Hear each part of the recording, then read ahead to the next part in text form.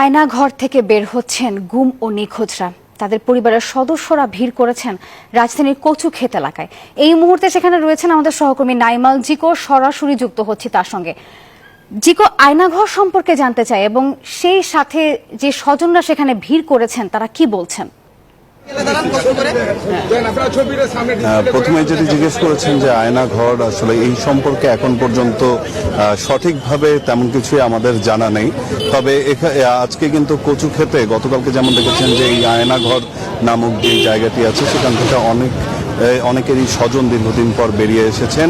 ঠিক একইভাবে এই খবর পাওয়ার পরে কিন্তু কচুক্ষেত মোড়ে অনেক স্বজন এসে ভিড় করেছেন এবং যেমনটি দেখছেন যে তারা তাদের যেই স্বজনরা হারিয়ে গেছেন তাদের আসলে ছবি নিয়ে এখানে এসে আজকে উপস্থিত হয়েছেন। দীর্ঘদিন ধরে আসলে নিজেদের প্রিয়জনদেরকে খুঁজে না পাওয়ার যেই আকাঙ্ক্ষা, যেটি হলো গতকালকে অনেককেই বের হতে দেখেছেন এবং তারপরেই কিন্তু তারা এখানে ছুটে এসেছেন যে তাদের সেই আপনজন প্রিয় মানুষটি এখানে আছে কিনা এবং সেই আয়নাঘর থেকে আসলে বের হবে কিনা, সেজন্যই আসলে এখানে এসে উপস্থিত হয়েছেন।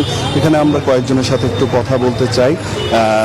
একটু যদি আপনার কাছ থেকে জানতে চাই, কে কেন এখানে এসেছেন, এই জায়গাতে কেন? আমার মেয়ের জামাই বাচ্চার বাবা 2018 মার্চ মাসের 5 তারিখে নিখোঁজ হয় শিশুপঙ্গুর এখানে থেকে। ওরা ওর বন্ধু ছিল সাথে, যখন ওরা ধরছে একটা সদা মাইক্রো নিয়ে 5 জনে, ও আবার দেখছে, দেখা যায় বলছে যে আন্টি রিসার আব্বারে তো একটা মাইক্রো আসছে, 5-6 দিন ধরে ওরা মাইক্রোতে করে নিয়ে গেছে। তখন আমরা মোহাম্মদপুর থানা যা ডিবি আমরা যোগাযোগ করতে চাই, অনেক জানে ওনারা কিছুই বলেননি। এখন তো আজ পর্যন্ত আমরা কোনো খোঁজই পাইনি। জি, যেমনটি শুনছিলেন, আরো একজনের সাথে আসলে একটু কথা বলতে চাই যে আপনি এখানে কেন এসেছেন? আমার ভাইয়ের জন্য আমরা আসছি। আমার ভাই 2019 সালে নিখোঁজ হয়েছে। বাড়ি থেকে সাদা পোশাক। এই জায়গাতে কেন? এই জায়গাতে আমাদের বিশ্বাস আমার ভাই আয়না ঘরে আছে। কেন এই বিশ্বাসটা আসলে? এই বিশ্বাসটা অনেকে যেহেতু শুনছে, সুইটা গেছে, এখান থেকে বের হয়েছে, ওই বিশ্বাস নিয়ে আমরা আসছি।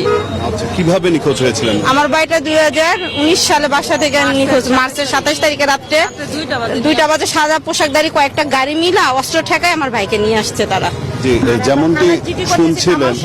যেমনটি শুনছিলেন যে এখানে আসলে যেহেতু গতকাল দীর্ঘদিন পর অনেকের স্বজনই বেরিয়ে এসেছেন সেই আয়নাঘর থেকে এবং সেই বিশ্বাস থেকেই কিন্তু এখানে এসে স্বজনরা ভিড় করেছেন যে তাদেরও হয়তো বা প্রিয় মানুষটি আসলে এখান থেকেই বের হবেন এবং এজন্যই তারা এখানে অপেক্ষা করছেন। তো এই ছিল এখন পর্যন্ত আমার কাছে এখানকার সবশেষ তথ্য। নাফিসা।